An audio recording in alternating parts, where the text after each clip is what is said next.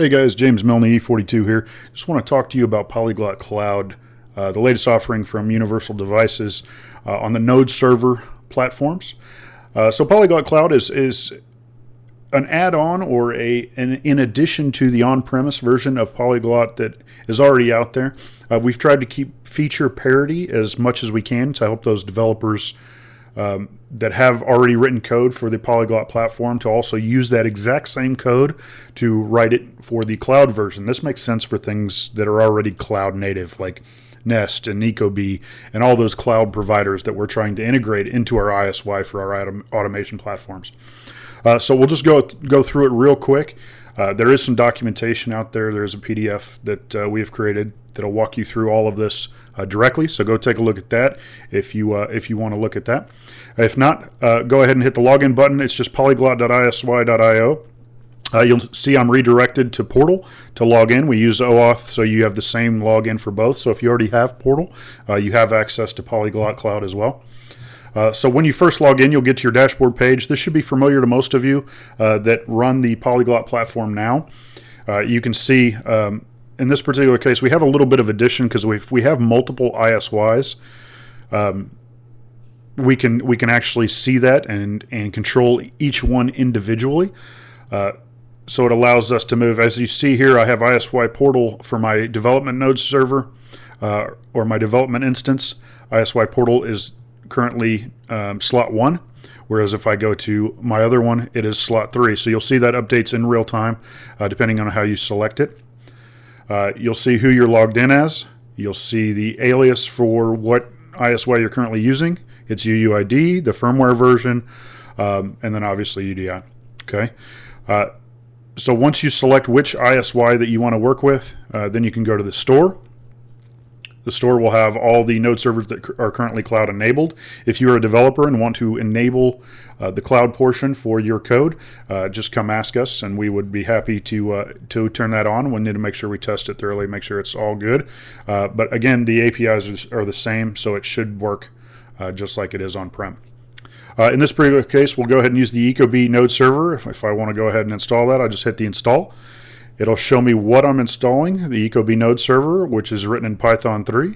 It's current version. And the target ISY that I'm installing it on, okay, and the firmware version of that ISY.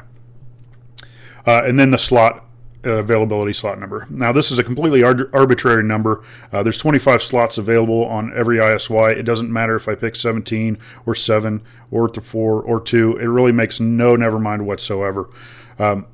However, you will see that there is not, the ones that are already in use do not show up here. So I do not see a 1 because this particular ISY already has slot filled. So you don't have to worry about picking one that's already in use. So we'll just take that. We'll go ahead and hit confirm. It will go ahead and take us back to the dashboard and show us down here that the node server is added successfully in its provisioning. We spin up a couple of warmed instances of the Docker image, so it's ready to go. And then it automatically provisions this, goes out and downloads the code for that node server from the author's repository, and spins it up. As you can see, it automatically came up as connected and shows us a new message from the node server developer. So here in this particular case, the node server says, hey, you need to go log into your Ecobee account and authorize this node server to be able to talk to the APIs of Ecobee, so basically to link the accounts. Okay, I'm not going to go ahead and do that, but that's what they're asking you to do. Once that happens, the node server itself will spit out more nodes and add them to the ISY as necessary. In this particular case, there is only the controller node added at this point because we have not linked our account. So if you go into your ISY, you'll actually see this controller already created on the ISY. You also have a configuration tab to change any configuration or add any custom configuration parameters that the node server may need.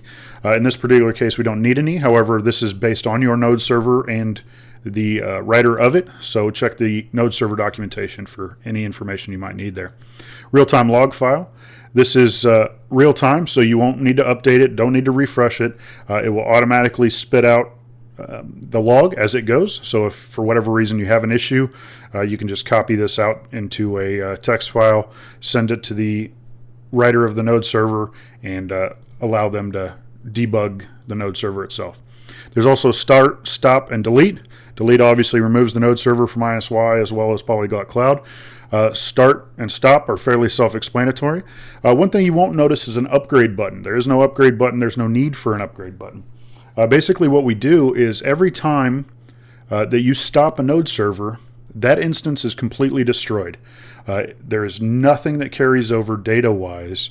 There's no persistence at all between runs of each node server.